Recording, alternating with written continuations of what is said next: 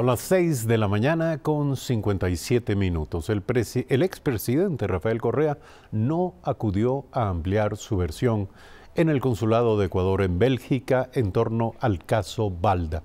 Precisamente el ex legislador develó parte de la información que fue desclasificada por la SENAIN y que ahora está incluida en el proceso.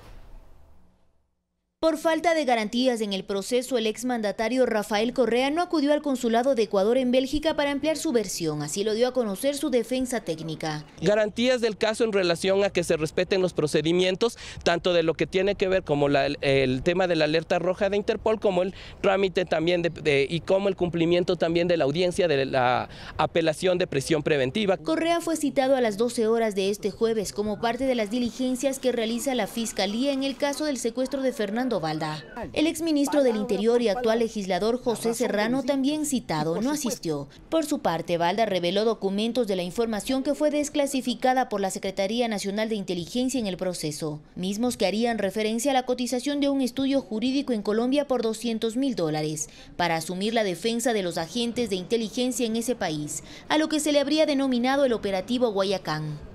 Son documentos de un estudio jurídico, Mejía y Quintero, de la ciudad de Bogotá, que le responde al secretario jurídico de la Secretaría Nacional de Inteligencia, Javier Redrován, sobre una cotización que éste ha solicitado para conseguirle patrocinadores a Raúl Chicaiza y a Diana Falcón, agentes implicados en mi secuestro. Diego Chimbo, abogado de los cooperadores de Ficace, señala que jamás recibieron apoyo jurídico de la SENAIN en el vecino país. Cuando llegó al mismo asesor jurídico, le contestó diciendo que eso no se puede pagar de ninguna forma con fondos de la SENAIN. Entonces no queda más allá que es una simple cotización que no trasciende a ninguna otra cosa más que un papel. En torno a posibles procesos que se desprenderían del caso en Colombia en contra del ex jefe de Estado, también respondió la defensa de Correa. No tengo ninguna noticia sobre el tema, no me consta, no se nos ha informado de ningún antecedente sobre el asunto. Tendrá que llegar las notificaciones correspondientes de Colombia de ser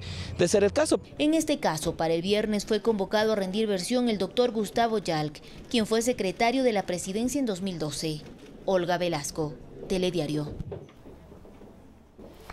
Una simple cotización que al menos denota la intención de intervenir en este tema o de evaluar la posibilidad de que el Estado ecuatoriano, con recursos públicos, a través de la SENAIN o de cualquier otra entidad, intervenga o haya intervenido a favor del ex agente Raúl Chicaiza. Una nueva pieza dentro de este rompecabezas llamado caso Balda. Ayer se declaró pues fallida la diligencia para ampliar y registrar la versión del expresidente Rafael Correa sobre este caso, que debía desde el Consulado de Ecuador en Bélgica realizar su deposición y responder a las interrogantes del fiscal. Está con nosotros la ex fiscal general Mariana Yepes. Buenos días. Gracias por estar aquí. Asumimos que las diligencias fallidas afectan el plazo que da la ley para completar la indagación fiscal. Negarse a rendir declaración por parte del expresidente Rafael Correa podría ser una estrategia legal en su defensa. Claro, no se ha negado, ha pedido que se posponga, que se fije una nuevo día y hora, pero ¿podría ser esto una estrategia de defensa para impedir que se complete la fase de investigación del caso Balda? Buenos días, yo creo que no. Definitivamente las etapas procesales tienen un plazo que es perentorio. Si es que él no rinde su declaración, su versión en este caso, continuará el procedimiento y se valorará de acuerdo con los otros elementos de convicción que haya recopilado el fiscal. Indudablemente que la versión es importante, pero dado el personaje que debe rendir la versión y dada la experiencia que hemos tenido en este tiempo en que se están tramitando algunos procesos en contra de él, yo creo que no aporta absolutamente nada, porque él tiene como recurso negar o no acordarse. Entonces, yo no sé, tiene otros elementos el fiscal que va sumando y de los cuales se puede deducir algún otro elemento adicional que podría establecer la responsabilidad. Pero sostener, si me permite, que se carece de garantías para rendir una versión sobre los hechos como lo hace el expresidente Rafael Correa, quedará como una simple afirmación de quien esgrime el argumento, no tiene la obligación de probar lo que está diciendo, o motivará alguna reacción o pedido por parte de la Fiscalía o por parte de la Corte Nacional. Bueno, lo que puede decir es, en aras de su defensa, cualquier argumento, ¿no? Decir que no tiene las garantías. ¿Cómo podríamos justificar aquello? Porque él va a rendir la versión en un consulado. Y entonces, ¿cómo así las garantías? Quiere decir que ese momento le van a detener. Eso es un tema que todavía no está, digamos, en firme, porque lo único que se ha hecho es notificar a la Interpol, y la Interpol, su primera función es estudiar, ver si procede o no, y si procede la ubicación, y después viene la privación de la libertad. Eso en camino a la extradición. Pero este no es el caso todavía, entonces no podríamos hablar. Pero es tan cierto aquello que le digo, porque el primer abogado que se presentó, le vi en la televisión, él manifiesta este justificativo. Y el segundo abogado, que es el abogado en firme de él, dice que no sabía que ese era el argumento, que debe tener algún problema de salud su hija, que está operada. Pero yo realmente no le daría tanta importancia el hecho de que él no comparece a la versión. Como le manifiesto, hay otros elementos que podrían corroborar su grado de participación en el evento que se está investigando. Ahora, por ahora y por lo visto, sigue siendo más interesante para el expresidente de la República ventilar sus argumentos a través de las redes sociales que dejar en el expediente del proceso su versión sobre las preguntas del fiscal. Claro, pero también él está orientado siempre a negar, como le manifestaba, ¿no? Existen nuevos elementos, por ejemplo, del posible contrato con profesionales de derecho para defender a los ex empleados o policías por parte de la Secretaría de Investigaciones.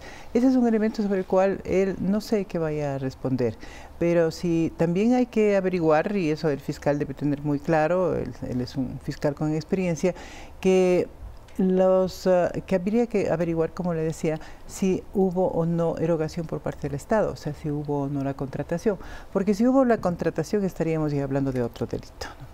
Y eso sería de peculado. Pero sí, el tiempo corre y entendemos que la indagación fiscal debe concluir el próximo Me parece que la próxima 18 semana, de julio, sí, ¿no? O sea, estamos a menos de 8 días. Yo le pregunto, la ausencia de las versiones mencionadas, porque hace poco más de una semana, por tercera ocasión, el ex titular de la CNI, el señor Pablo Romero, se negó a rendir declaración. Ahora el expresidente Correa hace lo mismo. En pocos días deberá rendir versión el abogado Alexis Mera, exsecretario jurídico de la Presidencia de la República, y el ex canciller Ricardo Patiño. ¿Pueden ellos también, con cualquier explicación, negarse a acudir al pedido del fiscal? No olvidemos que es un derecho que tiene el investigado. Podría hasta guardar silencio. Y no nos olvidemos también que ahí en la investigación se está mencionando al expresidente de la Asamblea. Tampoco ha concurrido, ¿no? Entonces, no solamente es el que está ausente, sino también los que están presentes. Creo que es una estrategia de la defensa conjunta de no comparecer, porque a lo mejor podrían contradecirse o aportar algo que podría ser peligroso. Pero, ¿qué sucedería con el proceso, doctora Yepes, si todos se niegan bajo cualquier argumento a contribuir con la investigación? No pasa nada, porque yo creo que el fiscal está recopilando otros elementos y el señor Balda está contribuyendo también con todo lo que tiene él para poder llegar a la verdad. Ahora, la ausencia de estas versiones parecen ir en la línea de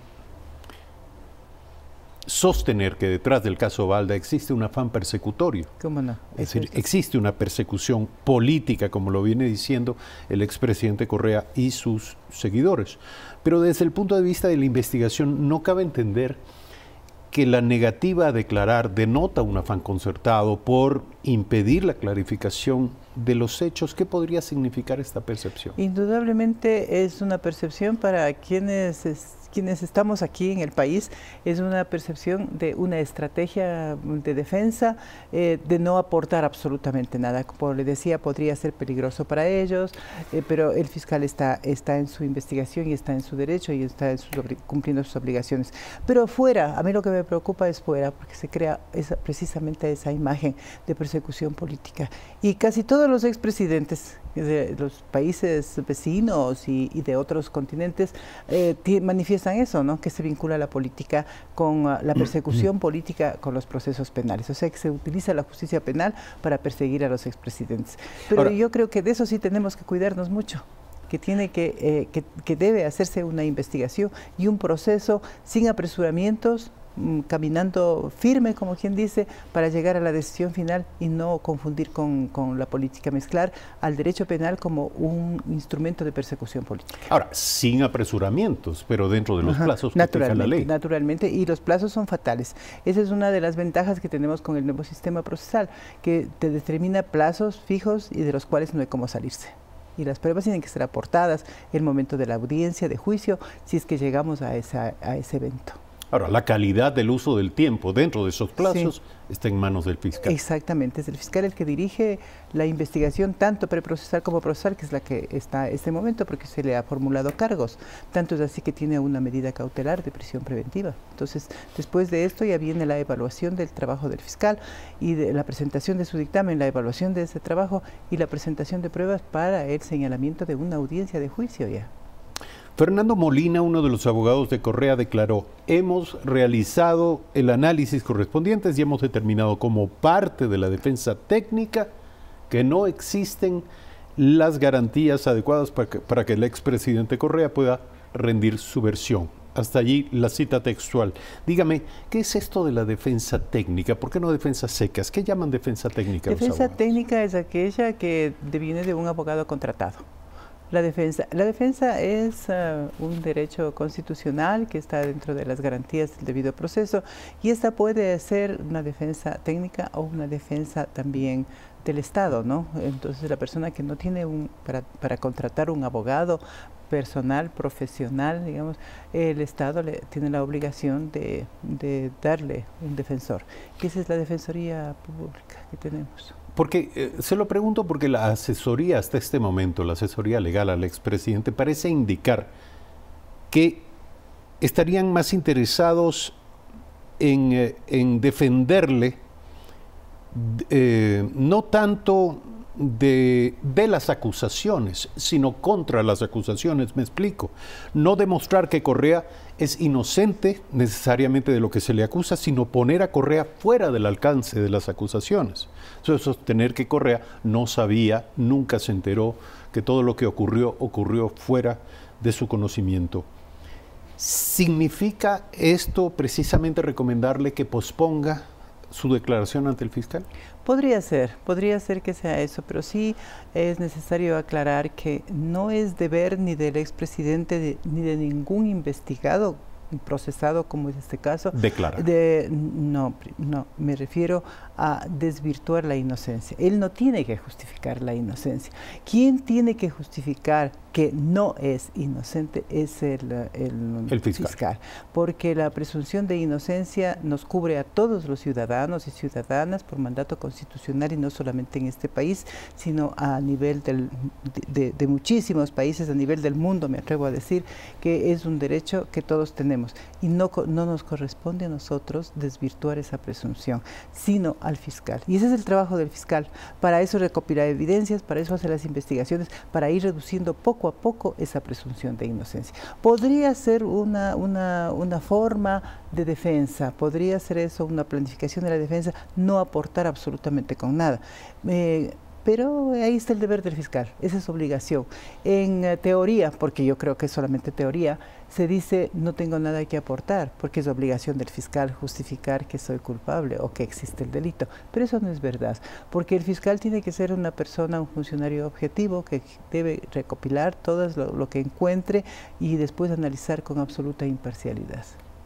El abogado Stalin Oviedo, representante legal del señor Pablo Romero, ex jefe de inteligencia, ex titular de la SENAIN, implicado también en esta investigación por el secuestro de Fernando Balda, había señalado también que su cliente no podía entregar su versión porque la petición de asilo político que está en trámite en España no le permite someterse a las autoridades jurisdiccionales del Ecuador para dar esa declaración.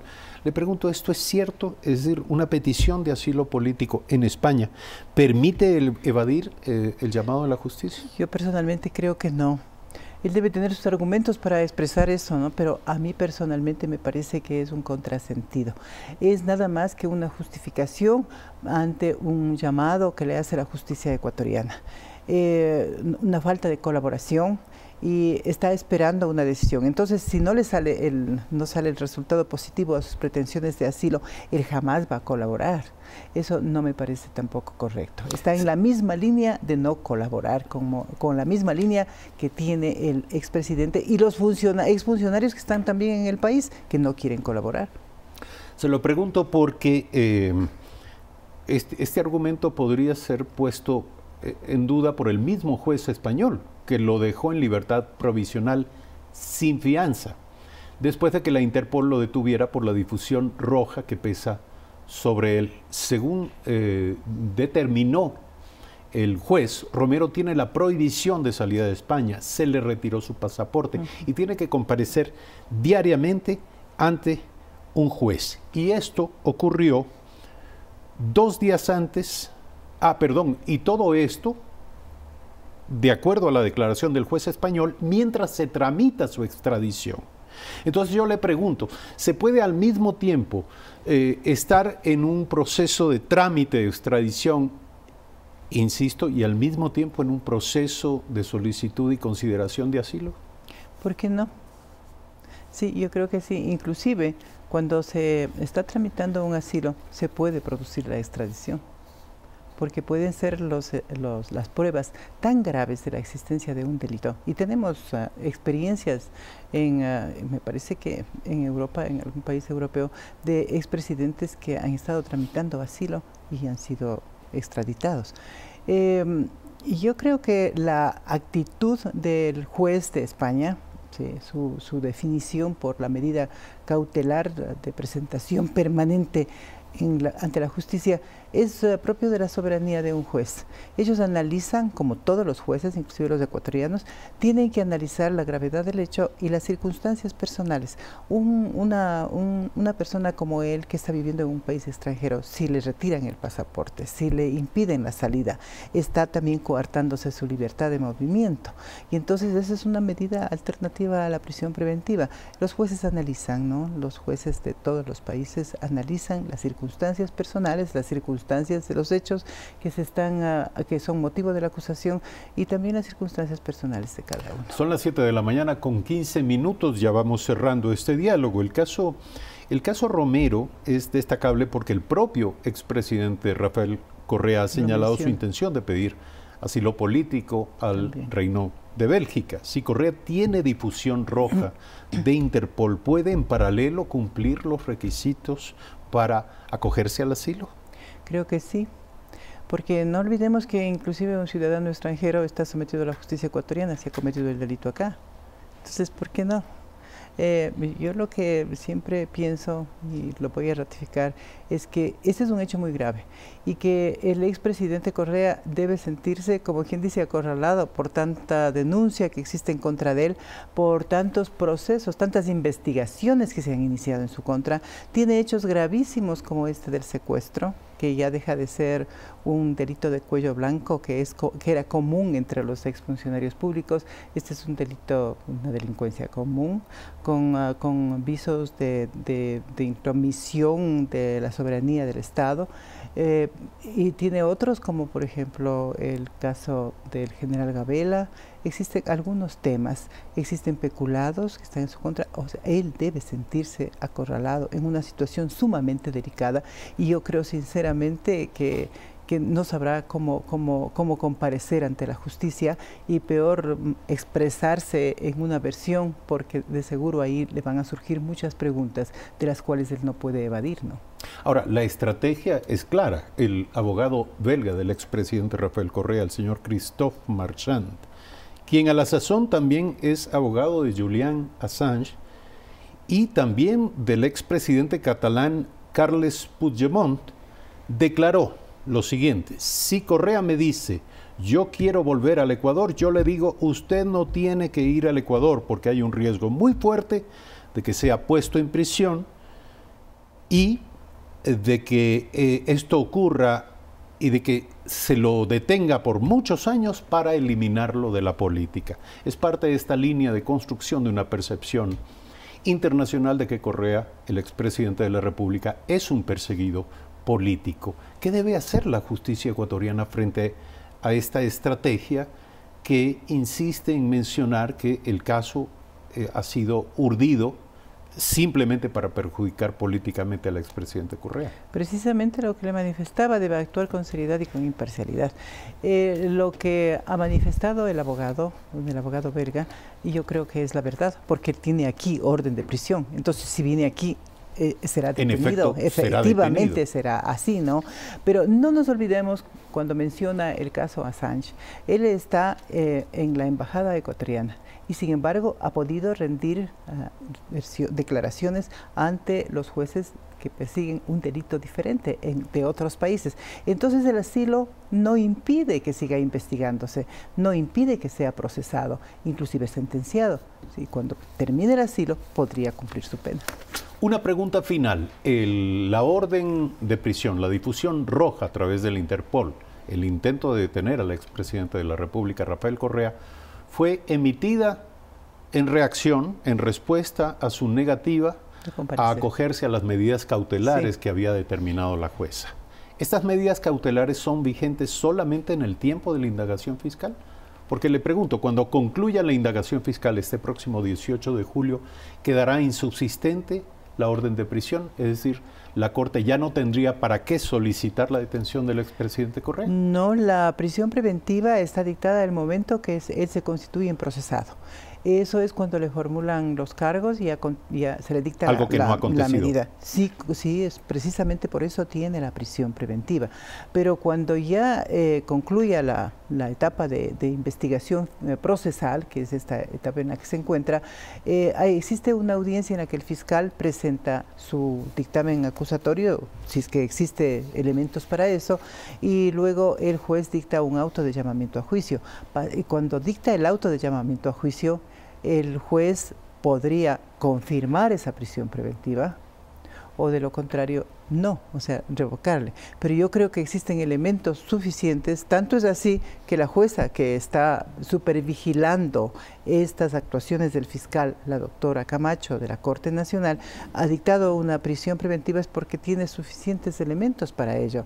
Y viendo quizá el incumplimiento de las medidas cautelares alternativas, porque también la prisión preventiva es la última medida que tiene en contra de un ciudadano que se le está siguiendo un proceso para emitirla. O sea, como dice la doctrina, es de última ratio. Existen otras medidas que nosotros tenemos graduadas en nuestro sistema procesal y a la final está aquella. Si incumple las otras, pues obviamente se le dicta aquella. Pero debe haber una base suficiente para que ella haya dictado y después haya también notificado a la Interpol con la alerta roja. Pero quisiera anotarle que el expresidente Correa interpuso recurso de apelación de esa medida y creo que se van a conocer en estos días, si no es hoy, y no estoy muy enterada, hoy tendría que ser. Veamos lo que dice la sala también, pues, en el recurso de apelación. Pero cuando se dicta el auto de llamamiento a juicio, generalmente se dicta con prisión preventiva. Cuando ha habido incumplimiento de las medidas cautelares alternativas. Y después viene la etapa de juicio y ahí viene la sentencia. Queda por ver entonces el pronunciamiento de la sala frente al pedido yo creo que sí. Del expresidente de la República. 7 de la mañana, 21 minutos. Gracias por aceptar esta invitación, Mariana Yepes, ex fiscal general de la Nación. Vamos a hacer un brevísimo corte. Cuando regresemos, Juan Sebastián Palacios, asambleísta de Suma, miembro de las comisiones de salud y de la comisión especial que investiga el caso Gabela. Ya volvemos.